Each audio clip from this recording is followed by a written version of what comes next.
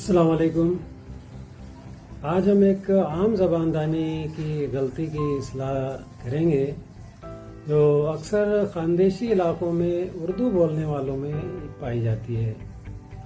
मिसाल के तौर पर एक लफ्ज़ है ज़बरदस्त, लेकिन अक्सर यहाँ कई लोग उसे ज़बरदस्त कह देते हैं, जो कि बिल्कुल गलत तलफ़्फ़ुज़ है। ज़े को जीम और दाल को भी जीम से अदा करते हैं। सही तलफ़्फ़ुज़ है ज़बरदस्त, जिसके मानी होते हैं बहुत उम्दा, शानदार। मसलन जुमले में इस तरह से इस्तेमाल कर सकते हैं, कहा जाएगा कि ज़बरदस्त मुकाबला हुआ, बच्चे ने ज़बरदस्त तकरीर की। हमें चाहिए कि हम खुद भी सही तलफ़्फ़ुज़ अदा करें और अपने बच्चों की भी इस्लाह करें।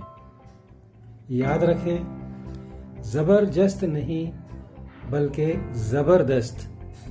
शुक्रिया।